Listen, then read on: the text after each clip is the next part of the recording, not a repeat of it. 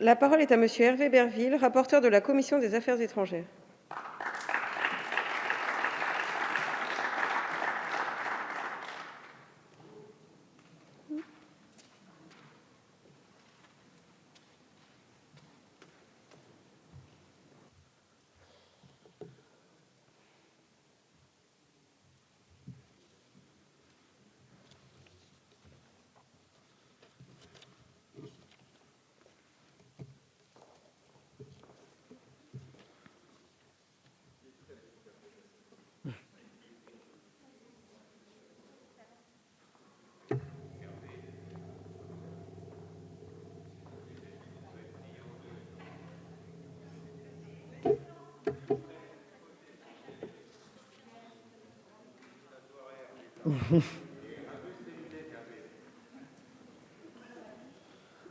Madame la présidente, monsieur le ministre, monsieur le président de la commission des affaires étrangères, monsieur le représentant de la délégation des droits des femmes, mesdames et messieurs les responsables de texte, mes chers collègues.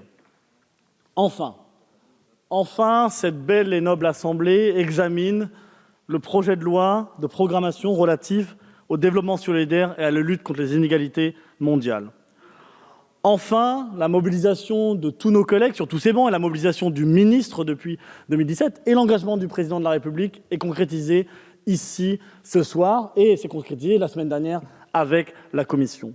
Enfin, nous allons pouvoir avoir ici, dans l'hémicycle, un débat sur la pertinence, l'efficacité, les priorités de l'aide publique au développement. Enfin, nous allons pouvoir avoir un débat sur les modalités, les moyens de réguler aussi la mondialisation, le commerce, le libre-échange, et au fond, de savoir comment on peut lutter plus efficacement contre la pauvreté et réduire les inégalités. Et enfin, si je peux me permettre, un gouvernement, et merci monsieur le ministre, a pris des engagements forts en 2017 et les tient. A pris des engagements qui n'étaient pas faciles forcément à tenir, puisqu'il y avait un contexte macroéconomique, un contexte financier qui aurait pu nous pousser à réduire à la baisse nos engagements.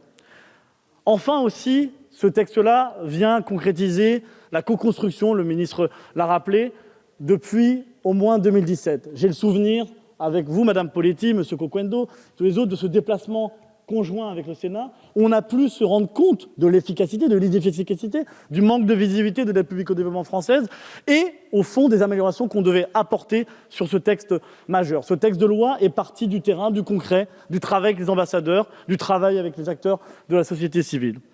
C'est aussi un travail, et je le salue, qui a été fait dans le cadre du CNDSI, le Conseil national du développement de la solidarité internationale. Plus de 2 sessions de travail, on a pu améliorer, travailler, renforcer ce texte de loi. C'est aussi, et je salue aussi ici les sénateurs qui, au travers des élections, ne sont plus sénateurs, mais le président Christian Cambon, avec qui on a travaillé pour fournir une feuille de route à monsieur le ministre qui a accepté de l'utiliser pour renforcer ce texte de loi. Et au fond, on est arrivé en commission avec un texte de loi qui avait déjà fait l'objet de nombreuses consultations, de concertations, pas dans le vent, mais qui ont permis d'améliorer et d'aboutir à ce texte-là. Et donc il y a une forte attente de la société, des députés.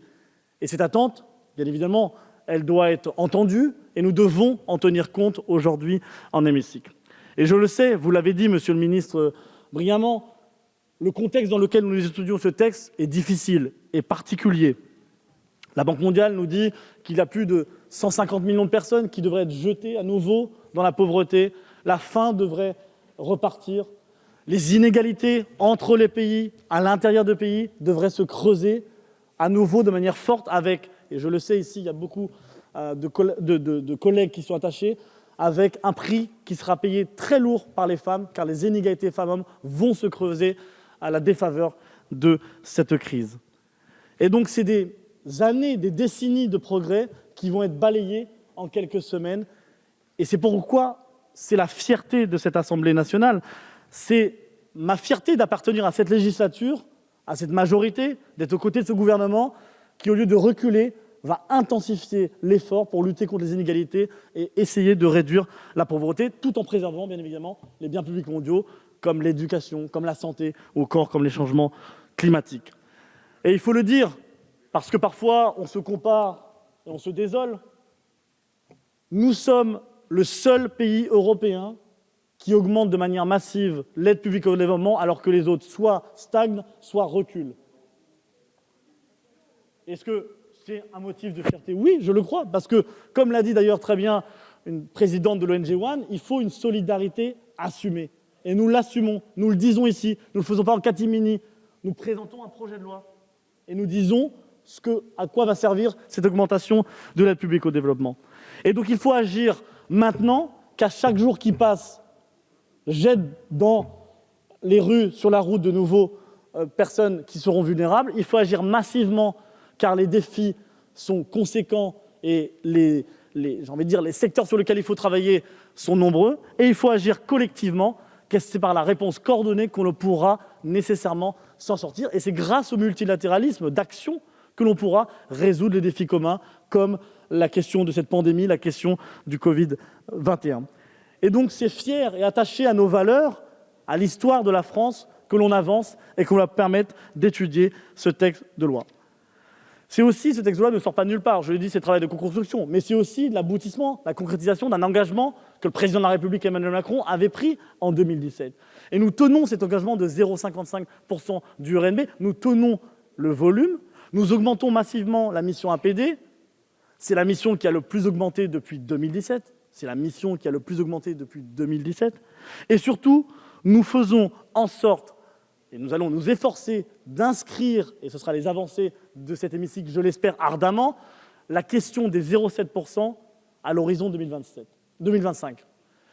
Cette question est pour certains un tabou, pour d'autres un totem. Vous savez ma conception de ces 0,7 qui pour moi est inadaptée, qui ne permet pas de répondre à tous les enjeux, qui est aussi calculée de manière contestable, d'ailleurs contestée.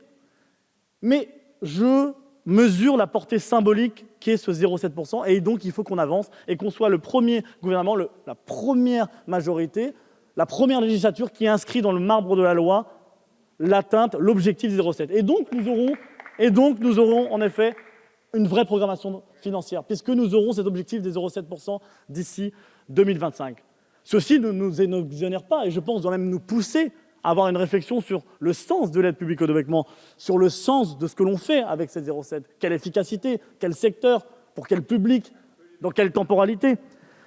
Et, mes chers amis, ce moment nous permet aussi de repenser l'aide publique au développement, car on voit bien que les pays les développés, comme on dit, ne sont plus les seuls à faire de l'aide publique au développement. Le monopole, dans l'action, dans la manière de faire, est battu en brèche par des pays du Sud, comme le Brésil, la Turquie, la Chine. L'efficacité de l'aide publique au développement est remise en cause. Et il y a des travaux, notamment d'Esther Dufaux, qui montrent bien qu'on doit faire de manière différente, se concentrer sur le qualitatif, non pas sur le quantitatif, se concentrer sur les acteurs et non sur les secteurs, sortir de la logique d'aide publique au développement pour aller dans une logique de véritable partenariat. Tout ça, nous avons eu l'honneur de le discuter. Il y a eu des avancées et nous continuerons à le porter. Et donc ce texte de loi que nous présentons aujourd'hui permet au moins 5 avancées majeures. La première, c'est sur la stratégie et sur notre capacité à avoir une doctrine. Pour la première fois, la France se dote d'un cadre de partenariat global qui a été largement amendé, qui a fait l'objet de nombreuses discussions, co-constructions. Je pense, monsieur Lecoq, sur la question des biens publics mondiaux. Je pense à madame Dumont sur la question des enfants sans identité. Je pense à monsieur Potier sur la question des droits fonciers. Je pense à monsieur Coquendo sur la question des pays pauvres prioritaires, à Mme Valérie Thomas sur la question de l'OMS, à M. Jean-François Mbaye sur la question de l'humanitaire, à Jacques Maire sur la question de la transparence, de l'efficacité, à Mme Clapeau sur la question de l'égalité femmes-hommes, Mme Provandier sur la question des enfants, Mme Politi, bien évidemment, sur la question du conseil d'administration d'Expertise France, M. Fuchs sur la question des enfants, ou encore, et je ne vois pas mon dernier collègue, et M. Herbillon, exactement, sur la question de l'efficacité de la transparence. Et nous aurons d'autres avancées, M. Eliaou, notamment sur la protection sociale. Et donc tout ça a montré que nous avons pu avancer, que nous continuerons d'avancer. Et donc nous avons une vraie doctrine, nous avons du conseil présidentiel de développement jusqu'au conseil local de développement à l'ambassadeur, une ligne fixe, une stratégie et une hiérarchie.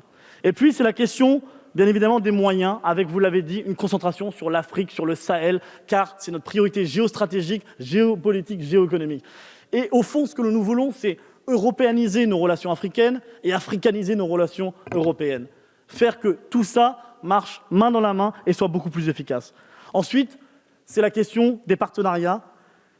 Je suis fier que ce texte de loi vraiment mette les partenariats au cœur de la question du développement. Les collectivités locales, qui sont un enjeu important pour la démocratisation de ces sujets, la territorialisation des ODD, les diasporas, les jeunes, les entreprises, car si on veut tenir l'objectif des ODD, il faudra plus de 2500 milliards d'euros pour les atteindre. Ou encore les organisations de la société civile, que je salue ici, pour leur capacité d'innovation, d'adaptation, mais aussi de mobilisation et de plaidoyer. Et donc nous allons les reconnaître et elles vont nous permettre de démultiplier l'action. Et puis je terminerai, mes chers collègues, par une avancée majeure sur la question de la transparence, de la redevabilité. Nous allons instituer une commission indépendante d'évaluation.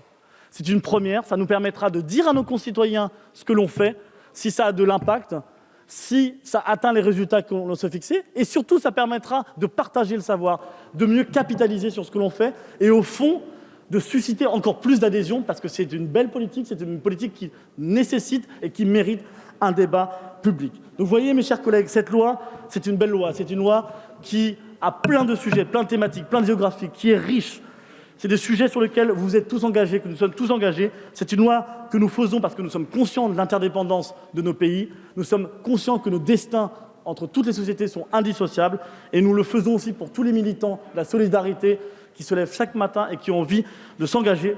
Je sais et j'ai bon espoir que ce débat continuera d'enrichir tous ces sujets, ces textes de loi. J'ai une pensée bien évidemment pour Marianne de Sarnez, la présidente, et je vous souhaite à toutes et tous un bon débat. Merci beaucoup.